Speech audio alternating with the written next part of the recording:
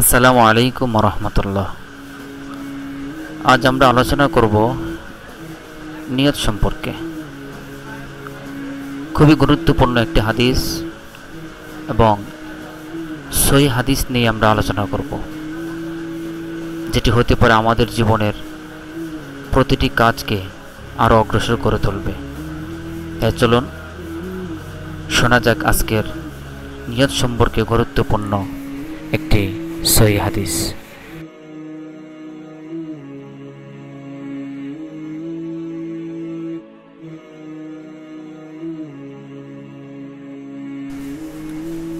عن أمير المؤمنين أبي حفص عمر بن الخطاب رضي الله تعالى عنه قال: سمعت رسول الله صلى الله عليه وسلم يقول: إنما الأعمال بالنيات وإنما لكل امرئ ما نوى فمن كانت هجرته إلى الله ورسوله فهجرته إلى الله ورسوله ومن كانت هجرته لدنيا يصيبها أو امرأة ينكحها فهجرته إلى ما هاجر إليه رواه البخاري ومسلم।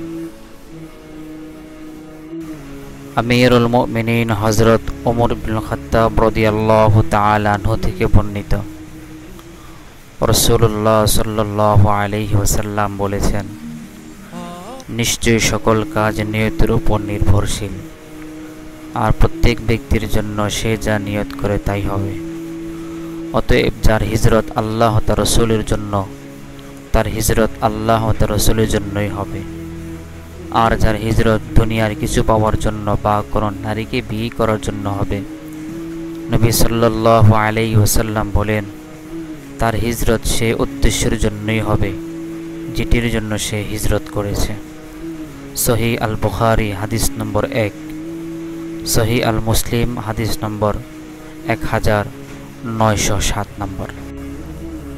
সকল প্রকার কাজের ভালো ও মন্দ এবং গ্রহণযোগ্য ও গ্রহণ অযোগ্য হওয়ার একমাত্র নিয়তের উপর একান্ত নির্ভরশীল। এই কথাটাই সুস্পষ্ট করে বলে দেওয়া এই হাদিসের মূল লক্ষ্য। ভিডিওটি ভালো লাগলে একটা লাইক এবং একটি শেয়ার, আর সাবস্ক্রাইব করে না থাকলে অবশ্যই সাবস্ক্রাইব করে যাবেন।